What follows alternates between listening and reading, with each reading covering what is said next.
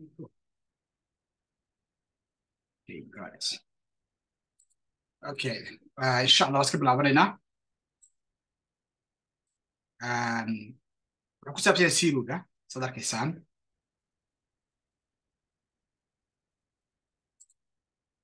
marka muxuu ahayay marka ugu horeysa siirugu horta muxuu yahay waad garanaysaan waa safety regulate safety quality and regulatory understanding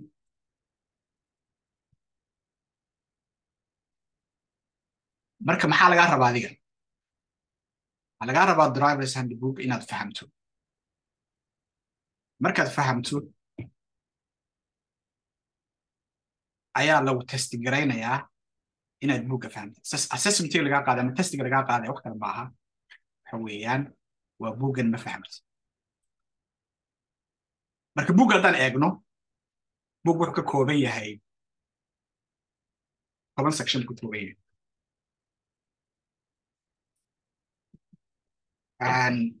tobankaas section kasta wuxuu ka hadlayaa shaqada aynu qabanno marka la soo gaabiyo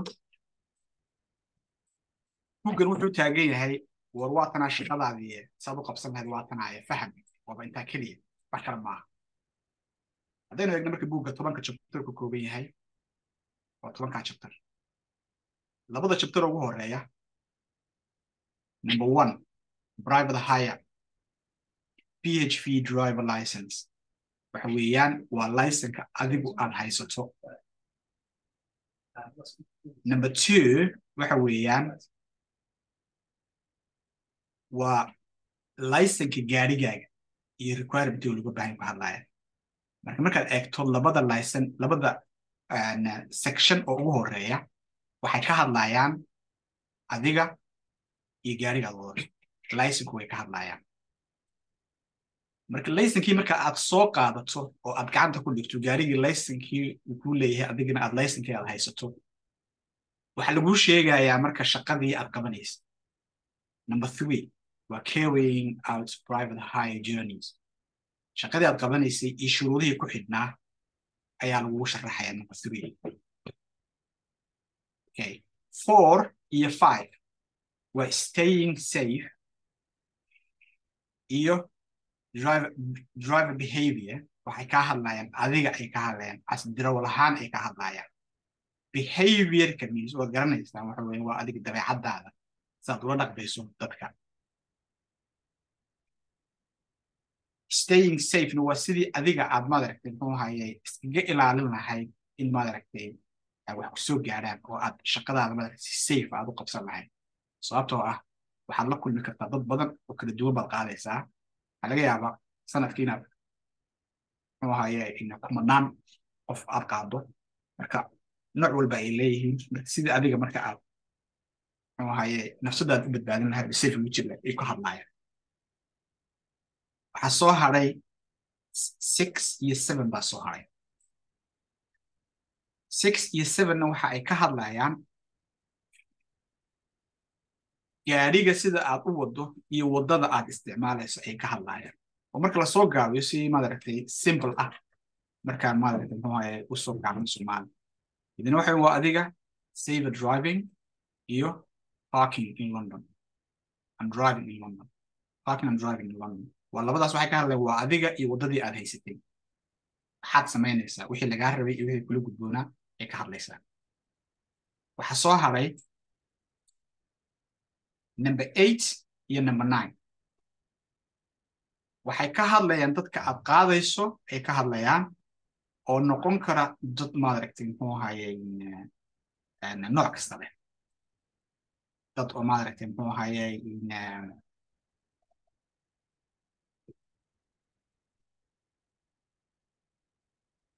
dadka aad qaadayso waxa weeyaan waa equality-ga iyo safeguarding equality waad garanaysaa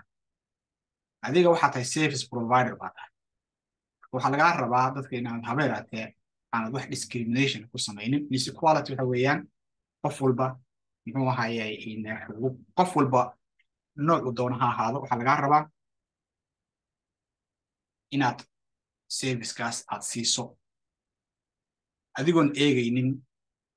midabkiisa diintiisa muxuu ahay disabilitygiisa sexual oriented wadaba waxa weeyaan waxa weeyaan xuquuqda ugu leeyahay inaad qaado waxa weeye waa equality safeguarding-kood garanaysaan waxa weeyaan dad baa jira vulnerable ah marka waxa weeyaan qof kasta oo muxuu ahaye bulshada ka mid ah waxaa laga rabaa in waajibaadkiisa intaninka ma soo qaad haddaad aragto qof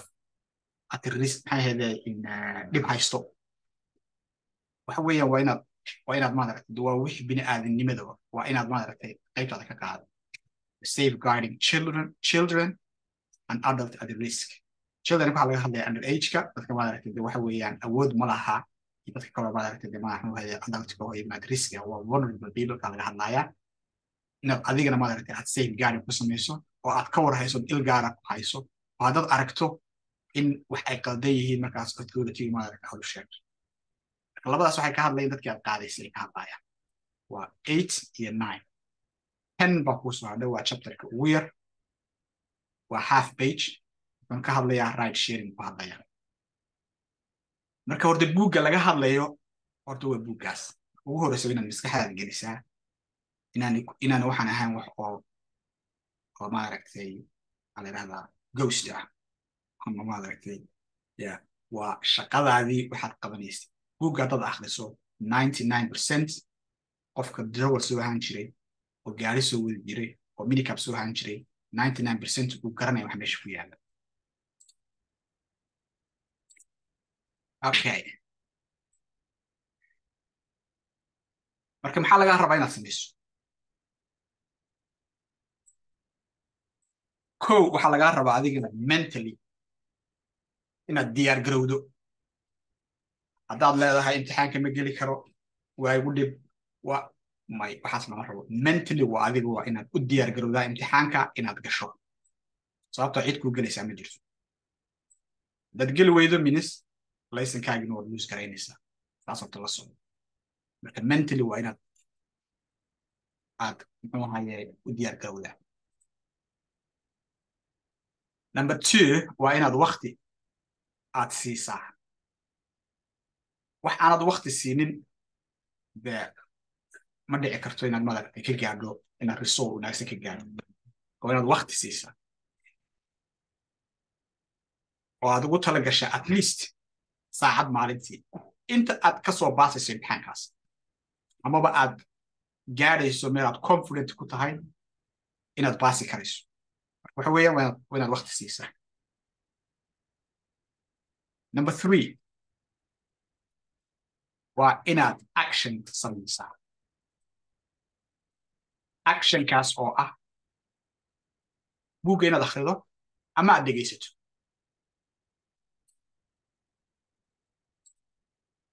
number 5 waa in marka aad buugga akhrido questionska waa inaad practice ku samaysa number 6 waa inaad mock testkana aad isagana practice ku samaysaa marka practice questions and mock test maxay kula duwan yihiin book wuxuu ka kooban yahay section sidaynu soo sheegnay sectionskaas waxa weeyaan section walba gooni baad u baranaysaa 10kaas section mid walba goonidiisa u baranaysaa marka sectionkaas markaad dhamayso hal mar isku dabaqan book oo dhan section u samee sectionka ugu horreeya markaad dhamayso su'aalaha ka soo baxaya sectionkaas waa inaad practice ku samaysaa kadibna marka aad dhamayso sectionadoo dhan oo buugga dhan aad dhamayso mock testka waa inaad samaysaa mock test waxa weeyaan waa imtixaankii oo kale weeyaan su'aalu kaaga soo qaadaya random ayuu kaaga soo qaadaya muxuu ahaye section kasta kabacdina muxuu ahaye imtixaankii oo kale ku dhisaya okay marka buuggii waa kana markaan kusoo celinay diagramkii maxay ahaydee in aan eegaynay oo book maxay ahaydee in hand book qodna waxa weeyaan waa 10kaa section 1 2 3 4 5 6 7 8 9 10 marka maanta waxaan halkan u joognaa inaan sectionka ugu horeeya PHP driver license inaan ka hadlo ayaan maanta halkan isugu nimid wiigaga soo socdana waxa weeyaan mid baynu qaadan doonaa qaarkood way yar yihiin marka laba inaan u qaadanaa dhici karta labada section oo ugu dhaadheer waxa weeyaan waa sectionkan iyo section ka dambeeya ugu dhaadheer right share buu yahay inta kalena waa u dhaxeeya waxaan bilaabaynaa maanta section 1 oo ah PHP driver licensing marka waa laysanka dirawalka baa laga hadlaya laysanka dirawalku wuxuu ka kooban yahay chapterru isna kasii kooban yahay marka wuxuu weeyaan saddex chapter oo halkaas ka hadlaya maxay ahaydee in license requirements driver license muxuu ahaye driver batch medical conditions change of address other circumstances convictions cautions arrest mis waxa weeyaan muxuu ahaye Soomaalihaan maaragta laysanka shuruudaha laysanka lagaga baahan yahay kan waxa weeye waa dirawalka muxuu ahaye driver license waxa weeye waa warqadda lagu soo diro marka laysanka muxuu ahaye in qaadato lagu ogolaado goordho xabad baynu geli doonaa kan waa batchkii kan waa medical conditionkii waa caafimaadkii waa haddii aad bedesho adresska ama waxyaalo kaloo ka mid ah maaragtay noloshaada waa haddii maaragtay kana lagu xukumo ama warning lagu siiyo ama lagu xidho wixii la samayn lahaa goordho xabad baynu geli doonaa haddaad xuquuqda maaragtay aad muxuu ahaye inaad waddanka ku noolaato ama aad ka shaqayso cabashooyinka haddii laysanka lagaa xanibo ama lagaa qaado iyo criminal recordka intaas ayuu ka hadlayaa section 1 oo ah PHP driver license kulligood waad garanaysaa sababta waa soo marto laysi waa soo qaadatay okay waxaan u gelaynaa xabad baan u gelaynaa ka ugu horreeyaan ka hadli doonaa wuxuu noqon doonaa muxuu ahaye in laysanka iyo shuruudihiisa bacdeen waxaynu ku xijin doonaa muxuu ahaye in driver license-ka waa ka warqadda ah batchka ayaynu ka hadli doonaa isagana waxaanu ka hadli doonaa haddii uu kaa lumo batchku ama licenku hadduu kaa lumo wixii aad samayn lahayd waxaa laga hadlayaa maaha laysanka DVLA-ga lagama hadlayo waxaanu ka hadlaynaa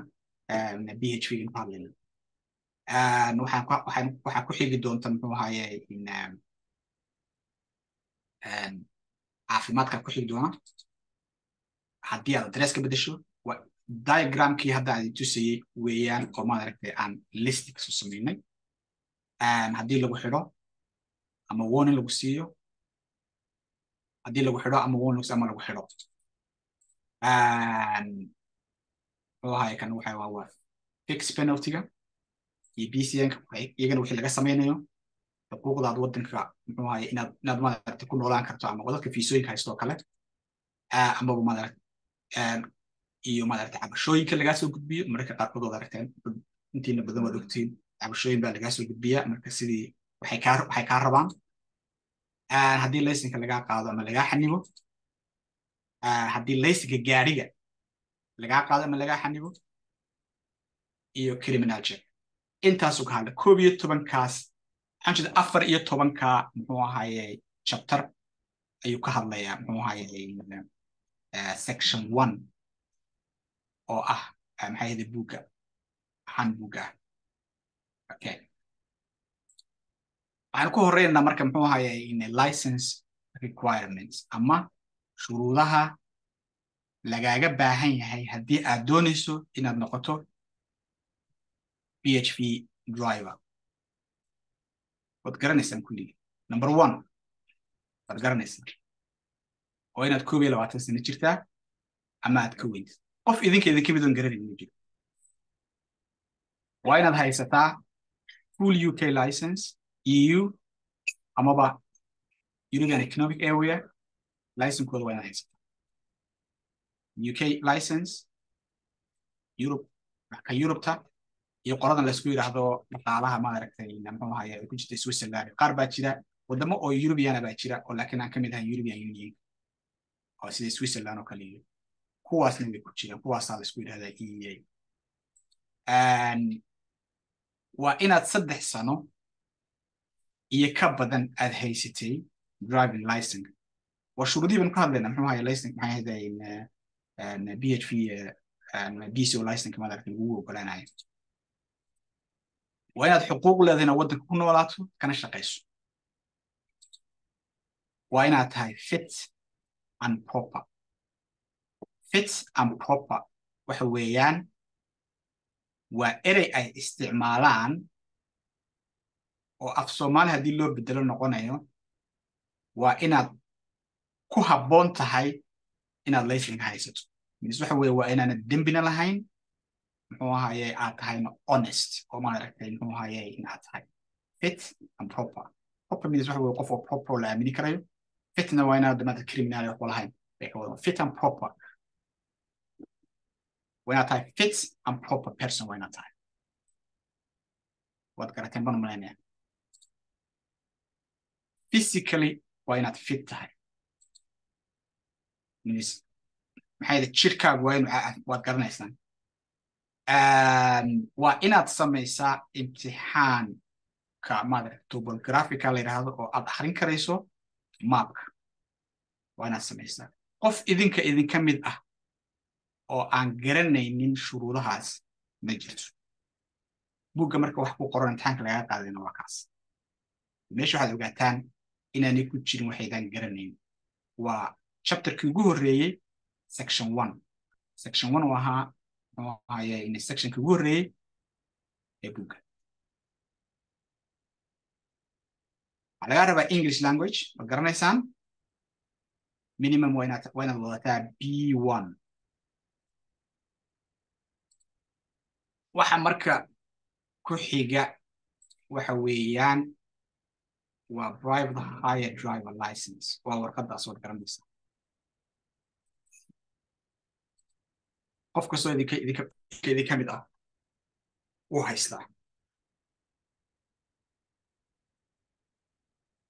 marka license lagu ogolaado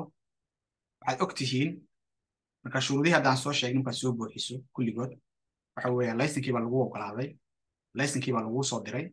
license-kii marka lagu soo diro warqadan baa la socda warqadan waxa weeyaan waxay yiraahdaan PHV license bay yiraahdaan marka warqadan dad u fiirsato waxa weeyaan waxa ku qoran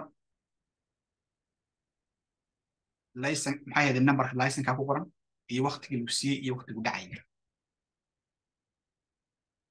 waxaa ku yaala sawirkaagii baa halkaas ku yaala halkan adresskaagii baa ku yaala waxaad arkaysaa halkan 2 box baad arkaysaa oo muxuu ahaye ku yaala kani waxa weeyaan waa exemption haddii aad haysato exemptionada maxaa ka mid ah waxyaalo badan baa ka mid ah allergic inaad leedahay dadka qaarkood ma xidhaan badgeka allergic muxuu ahaye exemption baa la siiyaa marka wax alla wixii exemption ah oo maaragtay lagu siiyey bay halkan ku qoran yihiin boxka sarena waxa ku qoran wixii adiga lagaa doonay conditionka license-kaaga ku xidhan yahay hadda 100% dadka maaragtay aan weli soo qaadin Englishka halkaas ay ku qoran tahay in lagaaga baahan yahay inaad Englishka samayso marka conditionada maaragtay waxay yiraahdaan waa condition attached to your license marka conditionkaas halkaas ku qoran waxyaalo badan waxay noqon kartaa medical waxay noqon kartaa muxuu ahaye in English language waxay noqon kartaa zero way noqon kartaa waxyaalo badan bay noqon kartaa marka waa condition lagaa doonayo conditionkaas inaad fuliso dadka matalan ku soo qaad fiisada haysta halkaas ku qoran yihiin marka muxuu ka hadlayaa muxuu ahaye in chapter kan muxuu ka hadlayaa private hire driver license muxuu ka hadlayaa ay ku leeyihiin warqad baan kuu soo diraynaa warqadda aan kuu soo dirno warqad baa la socota license marka lagu soo dirayo badge-ka iyo license-kan warqad kale la socota warqadaas waxa ku qoran conditionska license-kaaga marka axmed codka baxay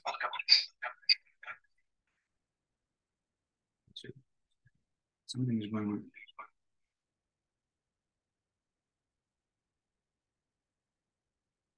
waxay raalliada khiyaar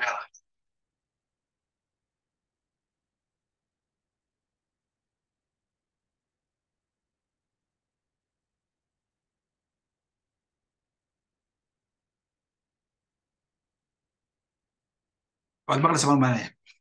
xogaa cod baa soo dhex galay marka codkaasaan xalinaya marka conditionadaan ka hadlaynay oo ku qorna halkaas warqadaasi ku cad yihiin warqadaasa kuu sharaxaysa conditionkaasi waxay yihiin laysanka marka lagu siiyo qof walbo idinkeeda kamid wuu og yahay wuxuu valid yahay 3 sano mararka qaarkood 3 sano uu ka yar yahay sababta uu uga yar yahayna waxaa lagugu sheegayaa warqadda la socota laysanka ayaa lagugu sharaxaya waxay noqon kartaa inaad fiisa haysato muxuu ahaye sanad ah kabacdina sanadkaas bay ku siinayaan marka dambood fiisada lagu extension lagu sameeyo iyaguna license extension lagu sameynaya warqadan muxuu ahaye licenka waxa weeyaan waa inaad guriga meel fiican aad dhigataa waa waxa ku qoran buuggan ka hadlaynaa maaha wax aan iska samaynay buuggii baynu ka hadlaynaa aan ahaan buuggan ka hadlaynaa waxay ku leeyihiin waa inaad guriga dhigataa waa inaad copy siisaa muxuu ahaye operatorada aad u shaqaynayso sida Uber iyo Bolt iyo local office cid kasta oo shaqaynayso waa inaad copy siisaa adiga laakiin originalka adiga haysanaya mararka qaarkood waxaa laga yaabaa boolisku inuu ku weydiiyo warqadan licenka inuu ku weydiiyo amaba TFL officers ay ku weydiiyaan warqadan licenkaagaa rabnaa inaan aragta waxaa lagaa rabaa within 7 days inaad ku siiso sababtoo gurigu yaalay oo markaad waday gaariga waday ilan guriga dhigay ku yidhaahdeen ma haysatide waxay ku siinayaan 7 days inaad warqadan maaragtay markaas aad ku siiso hadduu booliiska yahay kolley meeshay gee ku yidhahdeen waa inaad within 7 days aad ku geyso haddii TFL officer haddii meesha ay ku yidhahdaan gee waa iyagana within 7 days aad ku geysaa waad ku tustaa okay hadda waxaynu gelaynaa PHP driver patchka waad garanaysaan waa baalkaa qorta inoogu xidhan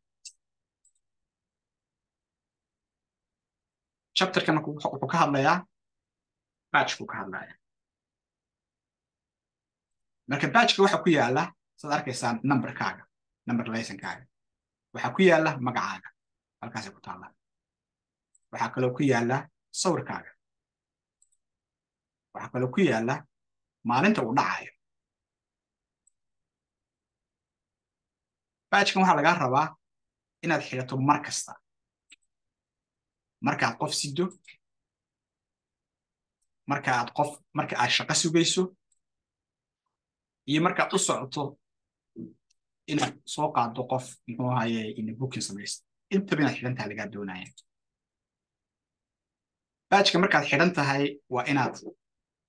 in la akhrin karayaa waxay ku leeyihiin qofka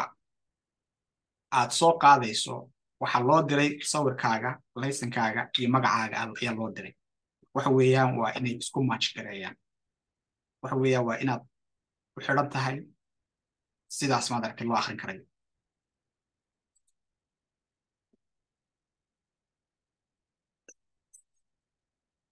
qof kasta oo dirawal ah waa inuu xidhan yahay marka laga reebo qof kastoo dirawal waa inuu xidhaa marka laga reebo dad oo laga dhaafay qofkaas haddii laga dhaafo waxaa loo soo diray warqad la yidhaahdo exemption notes baa loo soo diraya marka halkii uu ka qaadan lahaa muxuu ahaye uu ka xidhan lahaa warqadaas ayuu qaadanaya waxay ku leeyihiin batchka waa waxa ku qoran muxuu ahaye buugga ayaan idii sharaxaynaa waxay ku leeyihiin batchka qof kale ma siin karto ogtiin baan umalaynaya qof kale batchkaaga ma siin karto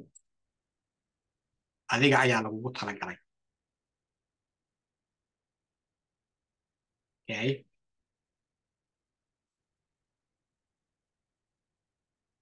haddii aad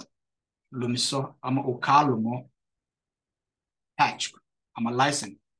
maxaad samaynaysaa waxaa lagaa rabaa inaad TFL aad u gudbiso oad u sheegto inuu kaa lumay haddii lagaa xaday waxa weeye waa inaad booliiska u sheegtaa criminal reference numbernaad soo qaadataa kadibna TFL u sheegtaa ma shaqayn karaysid haddii aanad badge-ka haysanin waa bugay ku qorantaa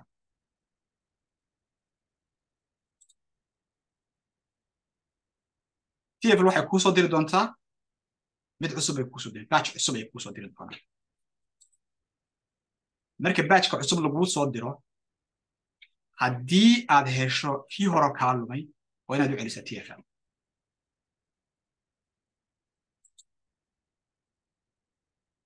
imikana waxaan gelaynaa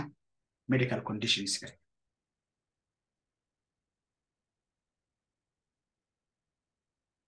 medical conditionska waxa weeyaan marka ugu horeysa you have to be waa inaad medically aad fit tahay micnaheedu maxay tahay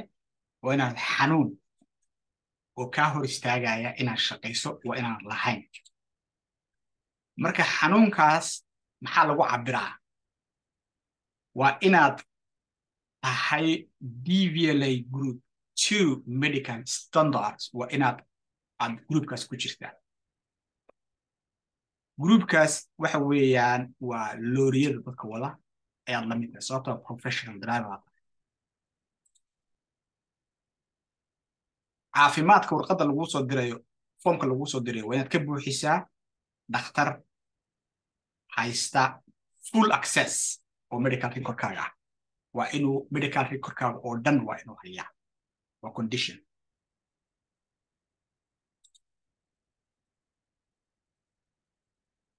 waxaa laga yaabaa in aanad u baahnayn inaad foomkaa buuxiso haddii aad leedahay muxuu ahaye DVLA group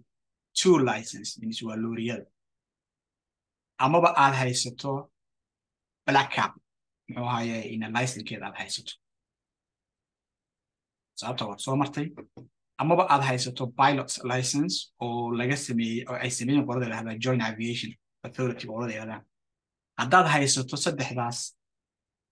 license haddaad haysato medical muxuu ahaye medical muxuu ahaye formka exemption waa lagaa dhaafaya weli waxaynu ku jirnaa medical conditionkaynu ku jirnaa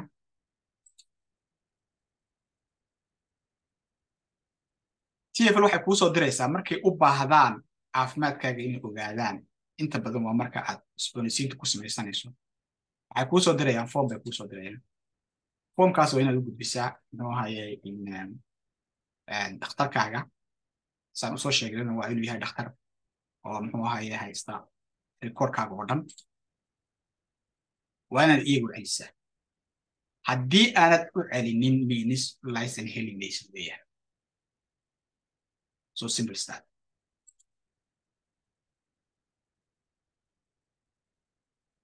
da'daadu haddii ay ka badan tahay ay ka weyn tahay 45 sano mar kasta oo aad license ku cusboonaysiisanayso waxaa lagaa rabaa inaad medical examination aad samayso amaba maaragta aad foomkii buuxiso ayaa lagaa rabaa haddii da'daadu ay ka weyn tahay 65na waa sanad walba waxaa lagaa rabaa caafimaadkaaga in la eego ayaa lagaa rabaa haddii aad leedahay medical existing medical condition matalan xanuuno leedahay sida maaragtay macaanka oo kale ayagana waxaa lagaa rabaa waxaa laga yaabaa in lagu soo diro examination ama muxuu ahaye wax dheeraad ah warqado dheeraad ah oo caafimaadkaaga maaragtay la rabo in la eego in lagu soo diro ayaa dhici karta ma way kuu soo diray haddii aad haysato muxuu ahaye medical condition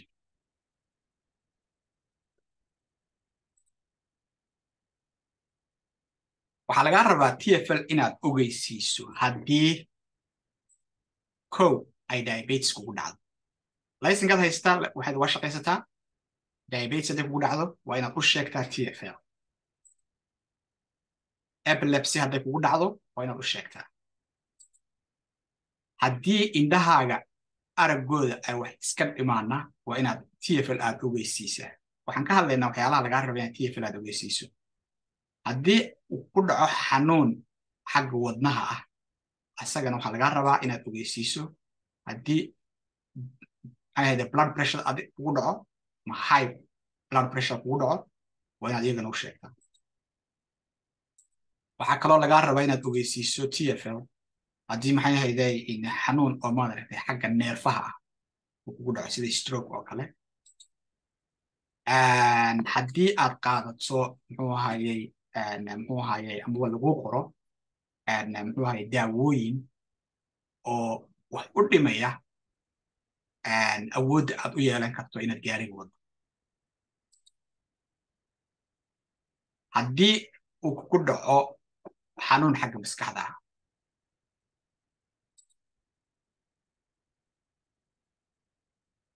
iyo muxuu ahayey any other condition which muxuu ahayey DVLA requires maxay DVLA rabto inay ogaato DVLA muxuu ahayey websitekeeda waa garanaysaa alla wixii ay DVLA doonayso in ay ogaato TFL inay ogaatay rabtaa sababtoo ah public safety-ga ay eegayaan marka waxaan aan soo sheegno o dhan hadday kugu dhacaan ama qofkay ku dhacaan waxa weeyaan wuxuu noqonayaa muxuu ahayey unfit buu noqonayaa inuu maaragtay shaqada sii wadi karayo sababtoo ah publica maaragtay iyo dadka la qaadayo iyo dadka wadada maraya waxaa laga yaabaa inay markaas maaragtay ay khatar galan halkaasay ka eegeen iyaga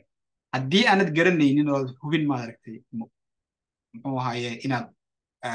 inaad u sheegtay kale haddii uu shaki kaaga jiro waxa weeyaan waad la xidhiiri kartaa TFL haddii iyagaa kuu sheegaya taasi medical conditionkii bay ahayd waxa ku xiga haddii aad beddesho adresska okay TFL waxay rabtaa inay maaragtay in xidhiirka adiga iyo TFL inuusan gooyin sababtoo ah information badan ayaa la rabaa in lagu soo gudbiyo haddii ay wax kaaga baahan yihiin haddii maaragtay ay wax isbedelaan marka waxay ku leeyihiin waa inaad noo soo sheegtaa haddii aad beddesho adres gurigaaga ama emailkaaga ama teleefonkaaga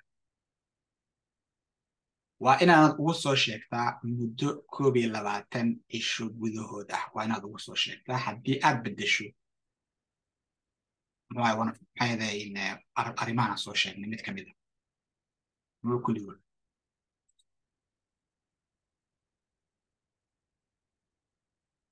waxaa jirta sharci ahaan by law haddii aad beddesho adresskaaga waa inaad DVLA-da waa inaad u sheegtaa waa by law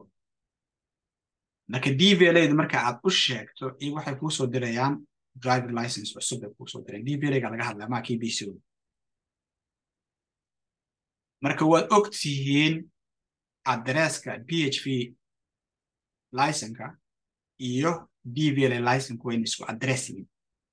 saas awgeed waa inaad TFL aad u sheegtaan saas information ahaan bay kuu siinayaan waxaan waxa buug ku qoran weeyaan oo lagaa rabo inaad fahamto si aad imtixaanka ugu baasto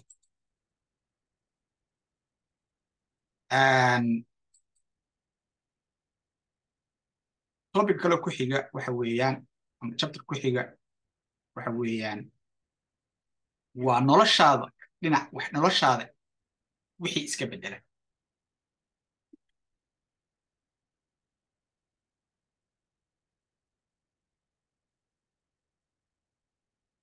TFL waxay kaa doonaysaa inaad la soo socodsiiso haddii laysanka lagaa qaaday haddii muxuu ahayey booliisku amaba maaragtay mental health order uu maxay ahayday kugu sameeyey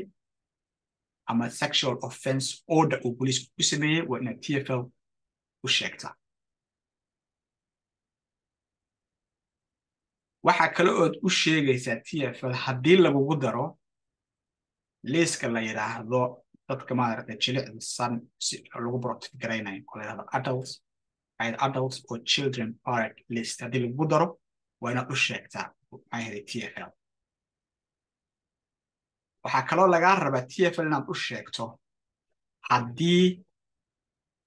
aad license ka haysatay cid aan ahayn TFL oo license ama taxi license ha ahaado ama PHV license ha ahaado oo ciddaa kale authority-ga kale ama consulo kale ha ahaadaan ama meelo kale ha ahaadaan oo license-kii lagaa suspend gareeyo amaba lagaa qaado inta lagaa xanibo ama lagaa qaado waa inaad TFL u sheegtaa okay hadda waxaan gelaynaa marka convictionka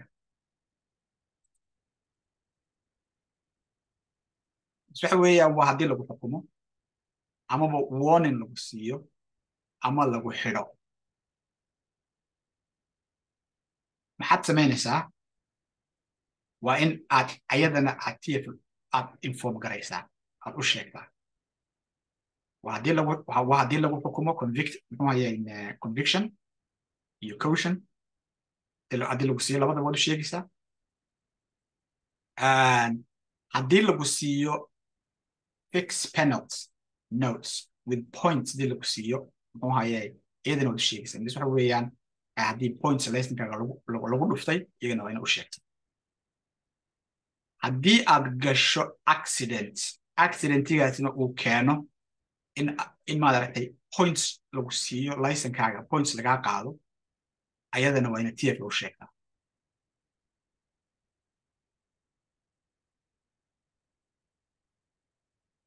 haddii aad u sheegi weydo oo ay TFL soo ogaato waxyaalaha aan soo sheegnay waxaa laga yaabaa in laysanka lagaa qaado ayaa laga yaabaa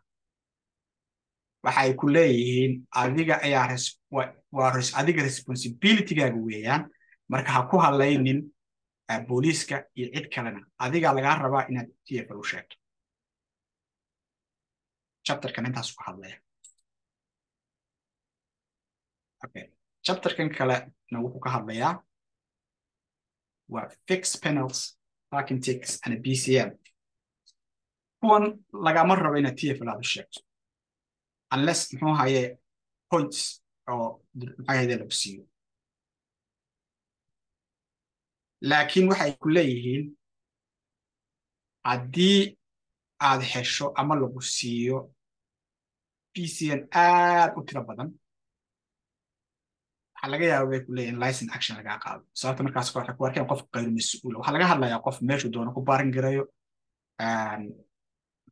dee aan sharciga ilaalinayn baa laga hadlayaa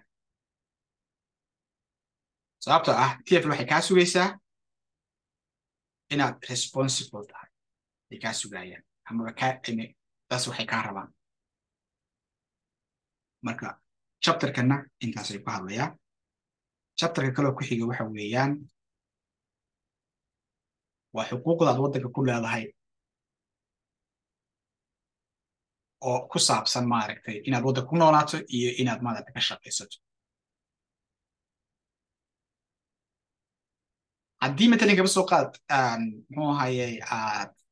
visa haysato kale tusaale ahaan waxa weeyaan saan soo sheegnay condition ayaa laysankaa ku xidhan waxay ku leeyihiin laysankaaga condition ayaa lagu xidhayaa amaba shuruud baa ku xidhan shuruuddaas mise waxa weeyaan markay kaa dhammaato waktigii aad waddankan joogi lahayd minus laysankuna kaa dhacaya haddii aanad cusboonaysiisan haddii aad cusboonaysiiso markaas iyagana ku cusboonaysiisanayaan waxay kaa rabaan waa inaad marka conditionkaas waa inaad you need to comply conditionkaas ay kaa rabaan waxay doontay noqon kartaa laakiin badanaa tusaale hadda waxaan usoo qaadanay fiisada oo kale haddii matalan usoo qaad license wuxuu socdaa 3 years haddiina fiisadaadu 1 year bay jirtaa marka maalinta ay fiisadu kaa dhacdo licenkuna kaa dhacaya marka conditionkaas weeyaan conditionka marka licenka ku xiran waxa weeyaan waa in fiisadaas ay valid u tahay marka lagu valid garayo marka sii badsato iyaguna u sii badinayaan chapterkan waxaa kaloo ka hadlayaa talinka soo qaad dhalinyarada u yimaada waxbarasho waddankan waxaa loo ogol yahay limited number inay shaqeeyaan weekii inay saacado kooban inay shaqeeyaan minis ma shaqayn karayaan full time saacado kooban bay shaqeeyaan waxaa laga yaabaa idin kulligiin inaydaan maaragtay aydan arday ahayn laakiin imtixaanka haddii lagu weydiiyo kale waxa weeye inaad la socoto weeyaan weydiin karaya su-aalaha kasoo bixi karaya ardayda looma ogola inay self employed ay noqdaanna looma ogola intaasaa marka ku qoran chapterkaas chapteradan oo dhan markaad buga akhrido xabad xabad baad dul maraysa complaints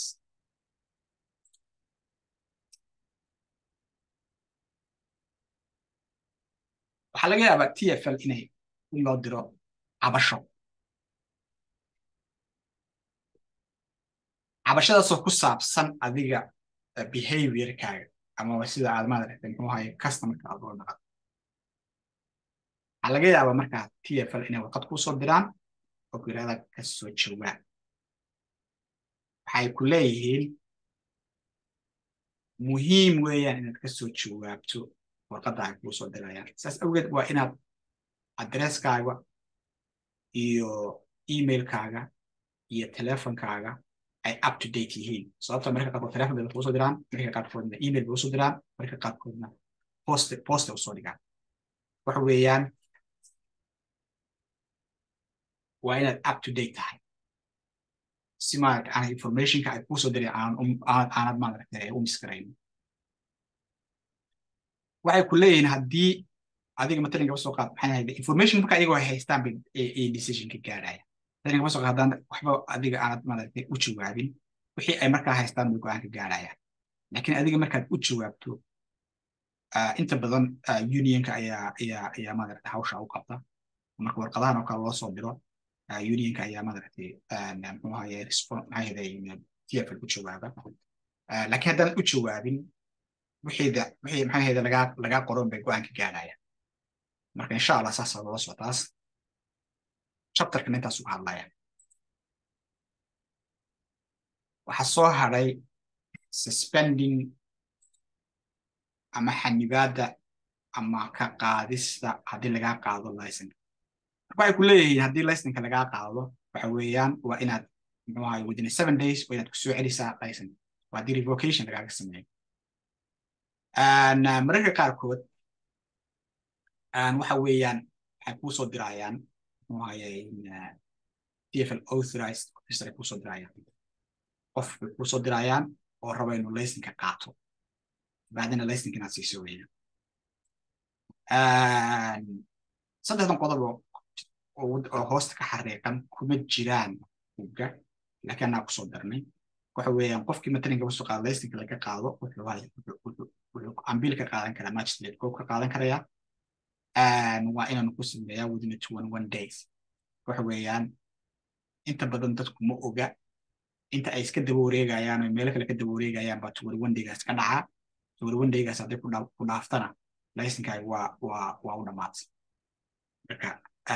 marka intan kuma jirto buugga kulley weydiin waxba kaa weydiin maayo intaas laakiin adiga lagaa rabo inaad iska siiyo informationkaada iska haysato si aad ugu xisaabtato goolow sababta waxaa laga yaabaa mararka qaarkood inay xaqdarre kaaga qaadaan marka chapterkan intaas weeyaan waxaa ku xiga marka chapterkan kale ee la yidhaahdo revocation of vehicle license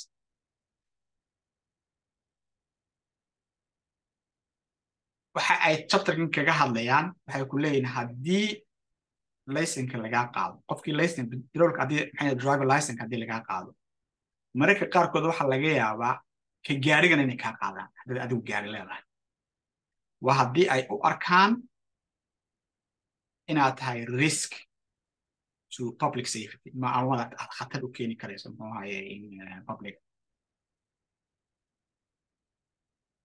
marka waxaa ka mid a haddii ay haystaan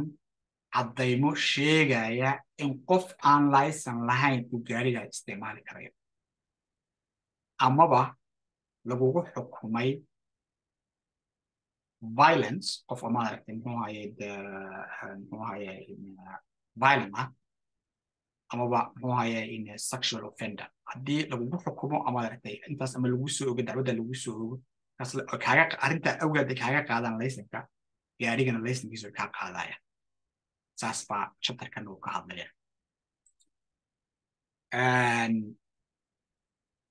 chapterka ugu dambeeya oo ah criminalka waxaa lagaa doonayaa inaad haysato enhance criminal record waad garanaysa qof idinkeeda kumidan garan ma jiro marka DPS-ku waxa weeyaan bay ku leeyihiin waa muxuu ahaye waa public body ama meel ay dowladdu iska leedahay oo dadka maxay ahayd backgroundkooga lagu xifdiyo hadday criminal record leeyihiin iyo haddaysan lahayn inta badan haddaan criminal record lahayn lagaa soo heli maayo laakiin qofkii wax leh baa laga soo helaya marka waxay eegayaan inaad conviction haysato ama lagu xukumay wax lagu xukumay amaba in warning lagu siiyey oo lagu digay tan lafteeda iyadana waa warning kale oo booliisku bixiyo amaba final warning lagu siiyey waxaasoo dhan waxay ku yaalaan waxaa laga soo helayaa DBS-ka laga soo helaya soo saaray haddii aad haysato weeyaan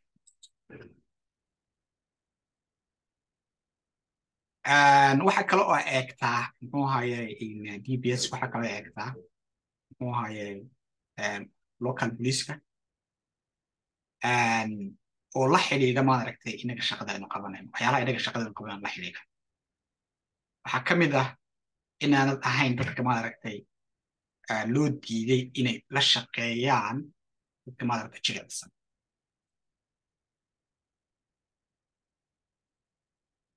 marka waxay ku leeyihiin TFLUs waxay isticmaashaa company ayada u arrange gareeya ama u sameeya DBS-ka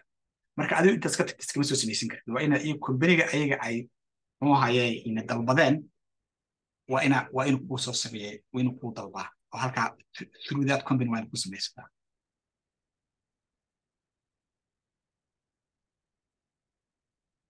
marka haddii information intan ka badan aad u baahantay waxay ku leeyihiin website-kayga tag bay ku leeyihiin marka intana waxaa ku dhan criminal recordkii arrimihii ku saabsanaa waxaan u malaynayaa inuu yahay chapterkii ugu dambeeyey muxuu ahaayey cashirkeena maanta section 1 buu ahaa section 1 intaas ayuu ka hadlayaa marka waxaan u malaynayaa wax aydaan garanaynin inaanay meesha ku jirin marka waxaan odhan lahaa horta casharku intaasuu ku dhan yahay waxaan ku darayaa intaas in qof kasta uu section 1 tago intii aan idiin sharxnay keliya ku jirta uu fahmo iyadoo ingiriis ah kadibna markaas muxuu ahaye uu practice sameeyo su-aalaha marka iminka waxaan samayn doonaa haddii ilaaha idhaahdo joojinaya waxaan samaynaynaa su-aalaha ayaan ka jawaabi doonaa marka 1 second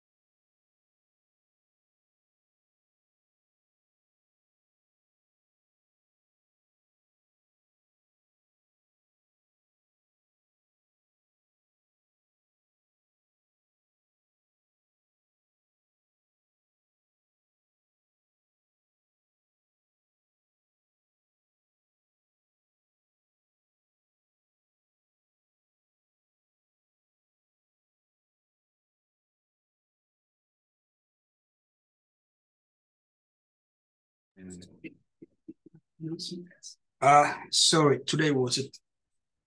only Somali language. We will arrange an English session. Sorry about those who didn't understand what I was talking about.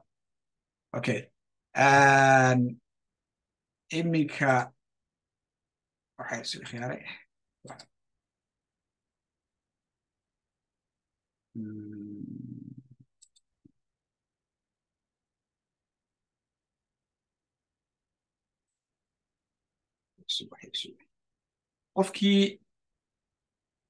qofkii su-aal qaba fartaa taago insha allah su-aalaha ka jawaabi doonaa kadibna muxuu ahaye waynu iska dhamayn doonaa haddii ilaha idhaahdo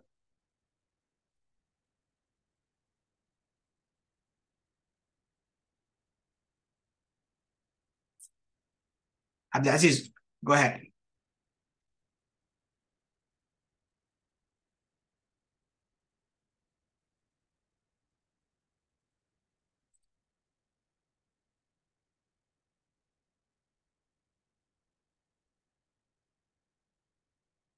qofkii su'aal qaba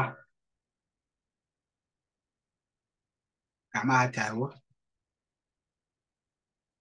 maya gacanta taag gacanta waxaa ka taagtaa meesha muxuu ahaye zoomka gacanta ka taag Yeah. zoomka insha allah gacanta ka taag Yeah. Okay, Ilyas baa ugu horey. Go ahead, Ilyas.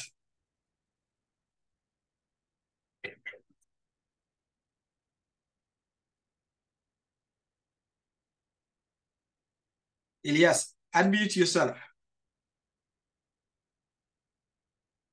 Okay, I think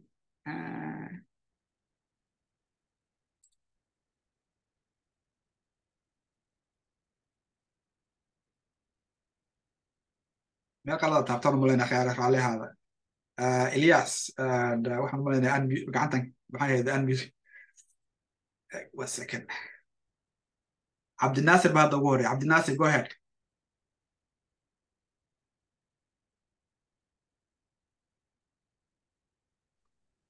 هلو السلام عليكم. وعليكم السلام ورحمة الله وبركاته. ها برادر وسؤال قبا سؤال قبا waxaa waaye website-ka ma la soo geliyey warqadahan oo ma ku jiraan hadda ma laga fiirin karaa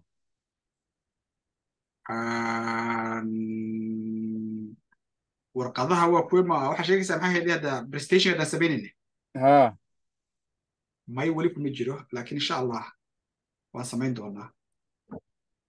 sug recording horta ma joojisa is it still recording you can stop it